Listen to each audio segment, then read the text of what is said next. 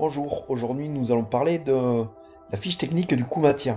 C'est un chapitre important qui vous servira tout au long de votre scolarité. C'est pour ça qu'il faut bien acquérir déjà la base de ce cours, parce que vous en servirez vraiment toute votre scolarité et même dans votre vie professionnelle. Donc qu'est-ce une fiche technique et qui s'en sert? On va répondre à ces deux questions.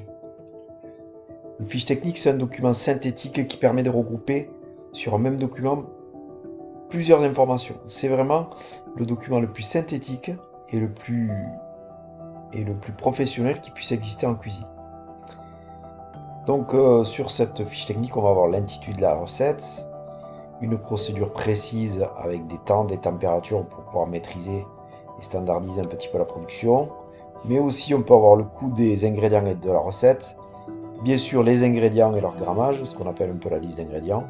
Et on va aussi avoir un croquis, une photo dressage et qui va permettre donc de standardiser la production, c'est-à-dire de répéter jour après jour la même recette avec le même dressage, afin d'avoir toujours une homogénéité au fil du temps. À qui s'adresse cette fiche technique? Elle s'adresse à plusieurs personnes. D'abord, elle est éditée par le chef de cuisine. Donc c'est lui qui rédige et qui identifie les points importants de sa recette. Il va pouvoir aussi la valoriser pour calculer ses coûts et ses coûts matières et fixer les prix de vente avec généralement le gestionnaire ou le patron. Pour la petite expérience, quand j'étais chef, c'était à ce moment-là que je prenais du recul par rapport à ce que je faisais et que je réfléchissais même à quel fournisseur pouvait m'amener le produit que j'allais travailler. Donc vraiment, cette fiche technique me permettait de prendre du recul en la créant pour pouvoir avoir une facilité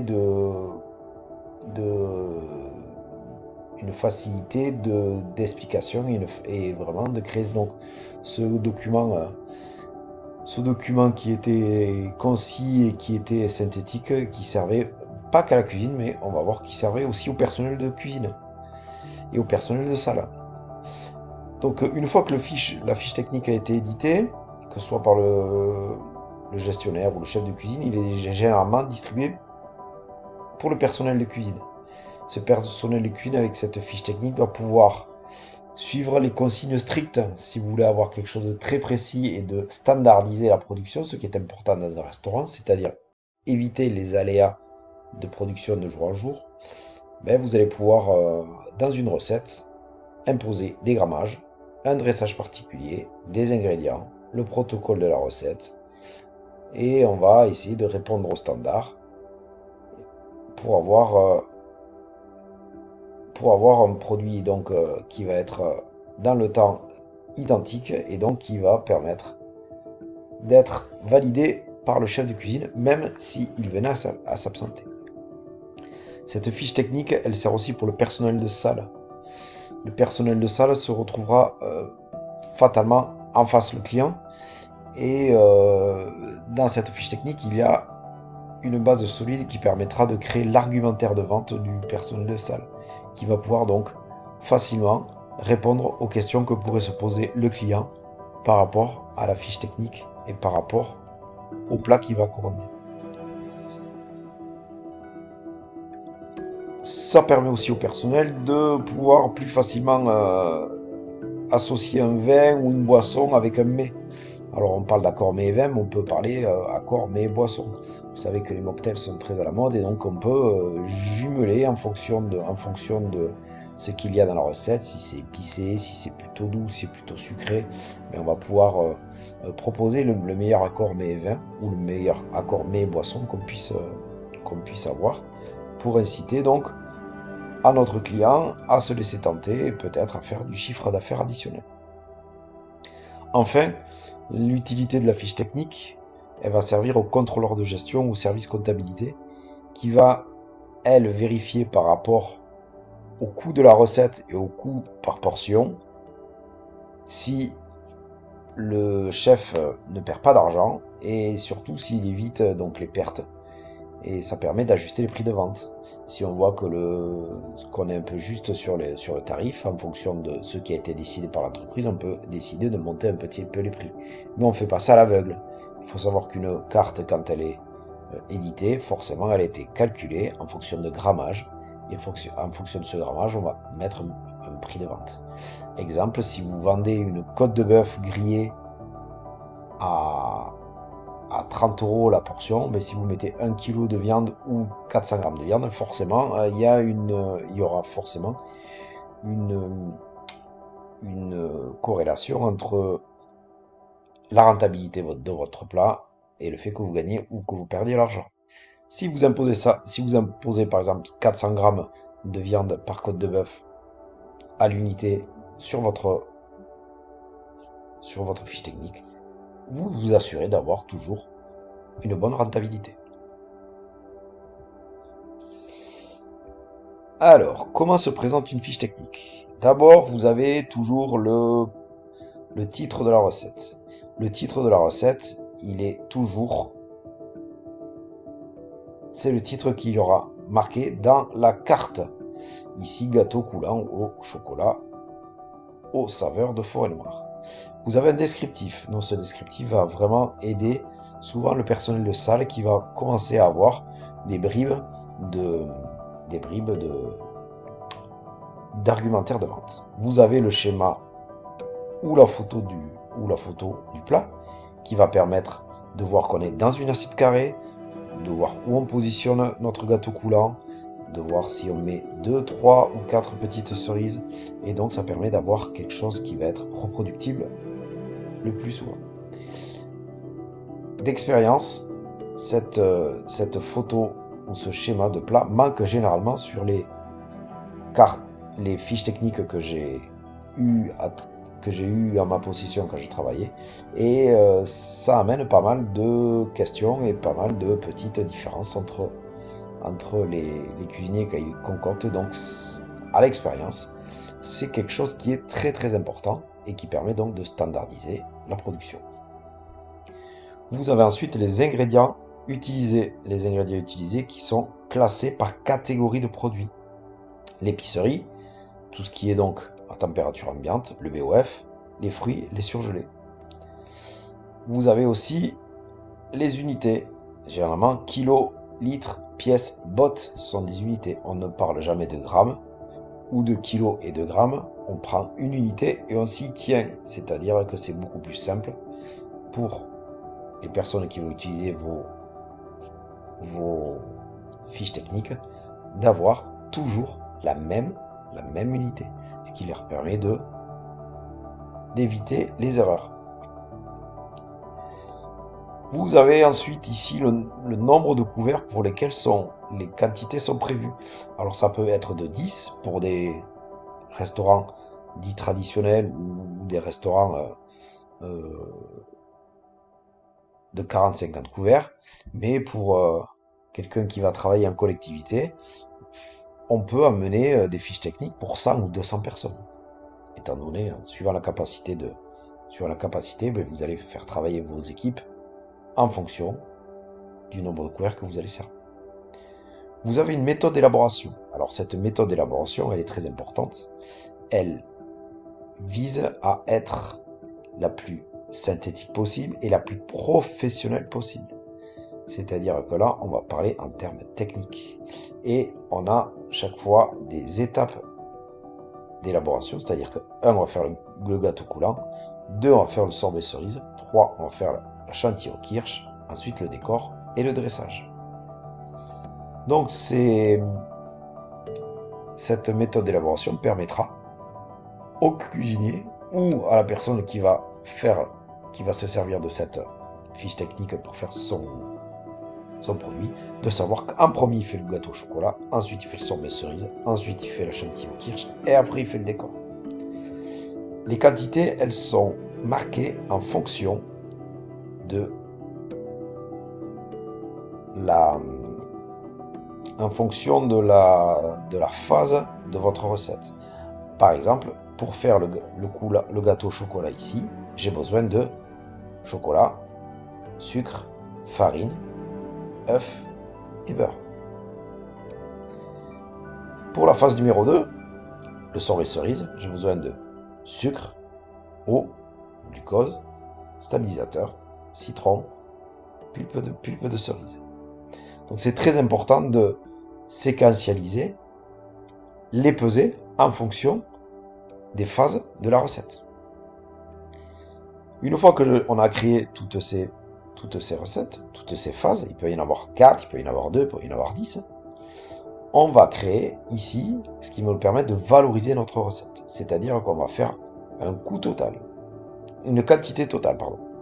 Cette quantité totale, donc, va reprendre, par exemple, la quantité de sucre pour ma recette. J'en ai besoin à l'étape 1 et à l'étape 2, donc je vais avoir besoin de 320 grammes.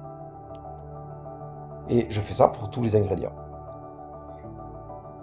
Dans la colonne PUHT qu'on voit ici, je vais avoir le prix hors taxe de chaque denrée. Où je retrouve ces prix, je vais les retrouver sur les catalogues de mes fournisseurs ou sur les prix que m'ont donné mon fournisseur.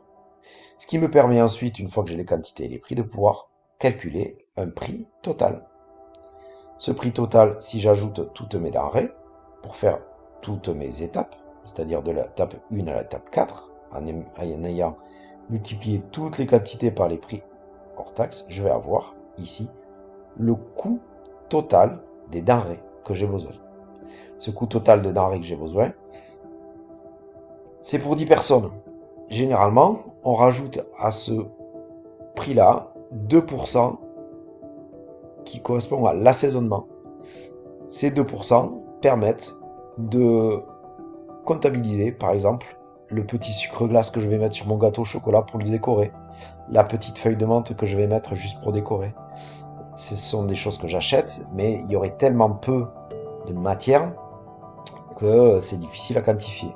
Donc en mettant 2% à peu près sur l'assaisonnement, on estime englober ce surcoût de matière. Ce qui me donne ensuite un coût total matière que je vais diviser par le nombre de personnes, ce qui me fait pour cette recette 13,73 pardon, je divise par 10 et je sais que le gâteau, la portion, me coûte 1,38 €. Donc vous avez vu que sur ce document-là, j'ai beaucoup d'informations qui peuvent me permettre de communiquer avec mes équipes et communiquer aussi avec l'équipe de salle et me permet de communiquer aussi, de contrôler la gestion, de contrôler que ce que je fais va dans le bon sens et que je ne perds pas d'argent. Si je détaille un peu les rubriques, donc on a vu ce que je viens de voir, ce qu'on vient de parler, le titre de la recette, même que la dénomination de vente, le nombre de couverts, 10 couverts, ça peut être 100, ça peut être 8, ça peut être 200. Le descriptif, donc résumé technique de la recette permettant d'en comprendre l'esprit et de pouvoir créer un argumentaire de vente, la photo, le schéma, méthode d'élaboration. Donc comme je vous disais, les ingrédients sont utilisés, sont classés. Pourquoi on les classe? Pour que la personne qui a cette fiche technique, quand elle va aller chercher ses produits, elle prenne les produits au bon endroit. C'est-à-dire qu'elle ne cherche pas 2 heures où elle va trouver les œufs. Les œufs, c'est au BOF. Donc elle va prendre tout ce qui est au BOF, elle va gagner du temps en organisant ses pesées et en organisant toutes ses prises d'ingrédients, en sachant vraiment où elle trouve tout. Vous gagnez du temps. Ça évite les tergiversations et de savoir où on trouve ce produit-là ou ce produit-là. C'est marqué sur la fiche technique. Il n'y a plus qu'à se rendre au bon endroit, prendre les quantités et les peser. Les unités, comme je vous disais, donc on a litres, kilogrammes, pièces, boîte ou gousse. Et il peut arriver que de temps en temps, vous voyez PM apparaître ou QS. PM ou QS, qu'est-ce que ça veut dire? Ça veut dire que c'est quantité suffisante. Ou PM pour mémoire. Ça veut dire que si, par exemple, je fais des pommes de terre à l'anglaise, je vais mettre 200 grammes de pommes de terre, je vais mettre 10 grammes et eau PM, parce que je ne vais pas peser l'eau, parce qu'en plus l'eau coûte pratiquement rien, donc je ne vais pas peser l'eau, donc je vais mettre PM, comme ça je me rappelle qu'il faut de l'eau dans ma recette.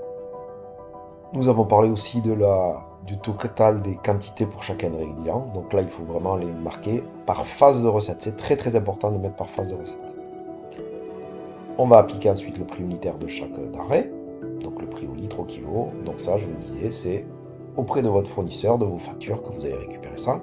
C'est très important de les tenir à jour parce que, notamment pour les fruits et les légumes, la viande ou le poisson, les variations sont très très très importantes et donc il faut vraiment les garder. Ce qui est très important pour votre équipe de cuisine et la personne qui va réaliser la recette, c'est de bien séquencer les phases techniques pour que vous lui donniez les phases importantes et surtout, qu'est-ce qu'il doit faire en premier, en seconde, troisième, en quatrième. Donc la majoration des 2%, j'en ai parlé. Ensuite, donc, le coût matière, c'est un additionnel, le coût de revient et la majoration. Vous divisez ça et vous avez le coût par portion. Ce coût par portion, il est très très très important à connaître parce que c'est lui directement qui va vous permettre de donner un prix à votre plat, un prix de vente à votre plat. Donc on a détaillé toutes les rubriques, je ne le revois pas, on vient de le faire, je vous laisse le regarder si vous avez besoin de plus de précision. Et la fiche technique, donc, si on conclut la fiche technique en tant que telle, elle a plusieurs intérêts. Le premier, c'est vraiment la communication. C'est-à-dire qu'on va avoir un support qui va permettre d'expliquer de manière précise, concise et professionnelle à toute l'équipe de salle et de cuisine le plat et vers quoi on veut aller. La deuxième chose, c'est la standardisation. C'est peut-être pour un restaurateur ce qui est le plus dur à faire, c'est-à-dire de servir le même plat le lundi, le mardi, le mercredi, le jeudi, le vendredi, le samedi, peut-être le dimanche, et ça, par exemple, pendant toute l'année. Rien n'est plus désagréable pour un client de prendre 2 fois le même plat et qu'il n'ait pas du tout le même goût. Il y a des restaurants, type l'Entrecôte, qui ne servent qu'un seul plat. Quand vous avez un mono plat comme ça, il faut absolument que le client qui revient assez régulièrement retrouve les marqueurs qu'il a aimés dans la première dégustation. Donc il faut vraiment éviter les écarts de qualité. Et sans fiche technique, il est très très compliqué de ne pas avoir ces écarts de qualité et de quantité. La fiche technique, elle va me permettre ensuite de calculer le coût matière à partir d'une mercuriale, donc ou de prix que vous trouvez sur une facture, et ça va permettre de définir un prix de vente qui va couvrir les frais. Qui c'est qui fait la fiche technique? C'est généralement le chef de cuisine qui s'en occupe. Est-ce qu'il existe une fiche technique unique ou des fiches techniques différentes? Il en existe autant que vous voulez. Vous n'êtes peut-être pas intéressé à avoir une fiche technique qui ait toutes ces rubriques. Peut-être que vous pouvez l'alléger en éliminant le dressage. Par exemple, si vous faites un burger, eh bien, vous allez peut-être pouvoir éliminer le dressage. Vous allez peut-être éliminer le coût hors taxe. Dans toutes les chaînes de restaurants, le coût a été déjà établi en amont par le siège. Et donc, vous n'avez pas besoin de savoir quel est le coût hors taxe. Vous savez que, de toute façon, vous rentrez dans des clous.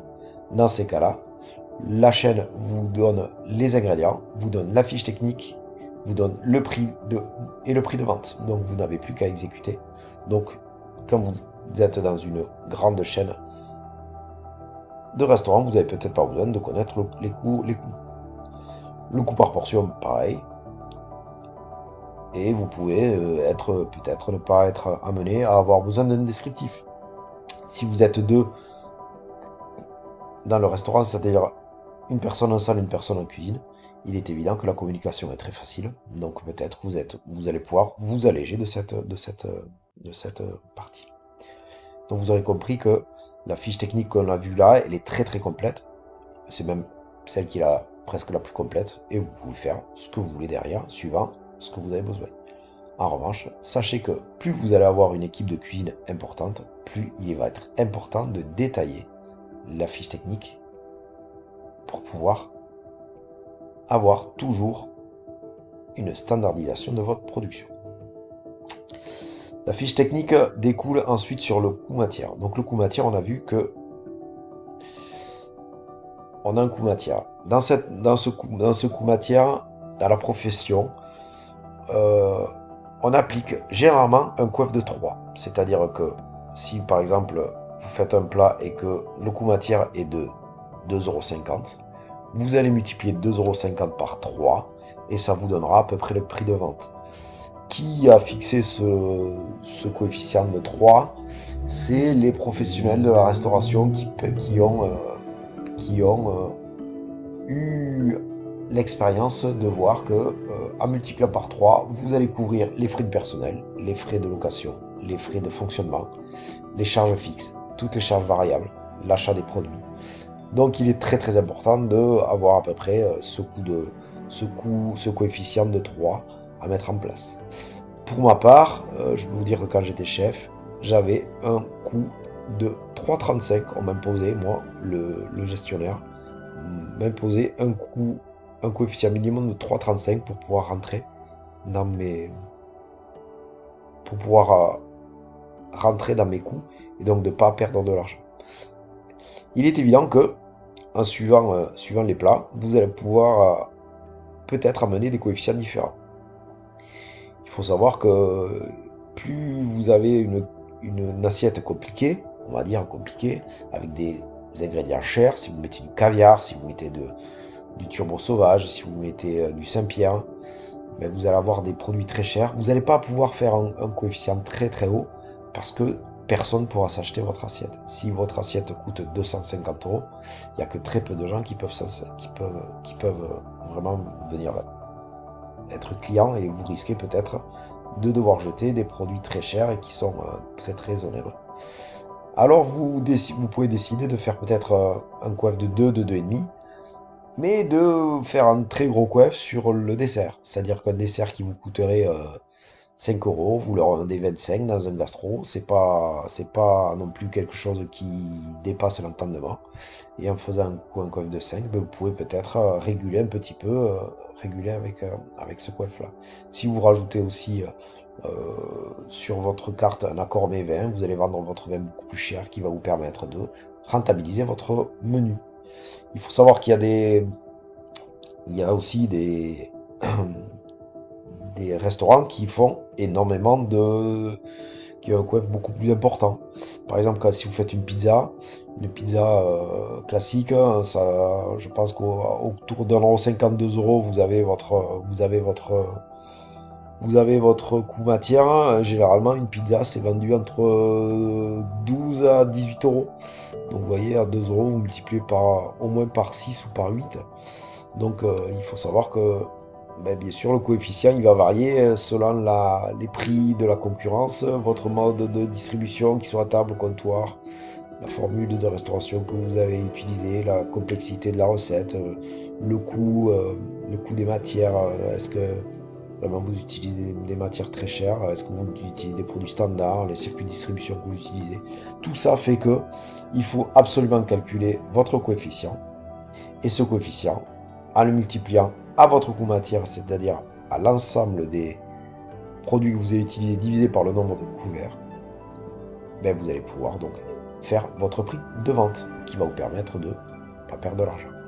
Nous avons donc, si vous avez un produit qui a environ 1,50 € en coût matière, si vous vendez 4,50 €, vous êtes dans les clous. Et si vous le vendez 5 € ou 6 €, vous allez faire un peu plus de marge et peut-être vous dégager un peu plus de bénéfices. Par exemple, donc, si on en revient à notre coulant au chocolat, on a vu que notre coulant au chocolat revenait à 1,38 €. Si je fais un coef de 5, j'arrive à 6,90 €. Bon, on décide peut-être de le vendre un peu plus cher, à 7 € ou à 7,50 €. Et donc, ça nous permettra d'appliquer un bon coef et de maintenir les prix. Donc, ce qui est très important de comprendre, c'est que sans cette fiche technique, vous ne pouvez pas donc avoir votre coût matière. Si vous n'avez pas votre coût matière, il est très très très difficile d'appliquer un coefficient et donc il est très difficile donc d'avoir votre prix de vente. Si vous faites les choses comme il faut, en faisant votre fiche technique de manière nickel, vous allez pouvoir donc vous dégager forcément une sécurité qui va vous permettre donc d'être rentable et de pas perdre de l'argent.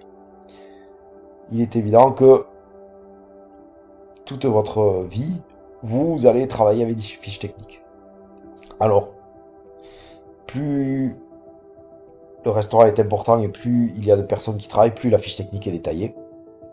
Il va de soi que si vous travaillez juste tout seul, ben, vous n'allez pas vous éditer des fiches techniques pour vous, vous savez ce que vous allez faire. Mais si vous devez être amené à faire votre travail par quelqu'un, la fiche technique est peut-être le meilleur et peut-être le meilleur moyen d'arriver à ce que vous voulez. Et c'est le meilleur moyen surtout de pouvoir reproduire systématiquement et de façon contrôlée et réfléchie un dressage, une quantité, et donc de pouvoir toujours respecter votre marge et gagner de l'argent. Cette diapositive est la dernière de ce cours. Il est important que vous reteniez de manière très précise comment on fait une fiche technique, comment on la calcule, et les mots suivants: standardisation, coefficient multiplicateur, coût matière. J'insiste sur le fait que les acteurs de l'hôtellerie-restauration se servent de fiches techniques. On n'est pas que des cuisiniers à se servir des fiches techniques. Quelqu'un qui va faire des cocktails, un barman, va forcément travailler par fiche technique pour pouvoir avoir les bonnes doses d'alcool avec les bonnes doses et les bonnes quantités d'alcool qui va lui permettre donc d'avoir un cocktail identique, standardisé, qui va lui permettre de toujours satisfaire son client. Je vous remercie de m'avoir écouté.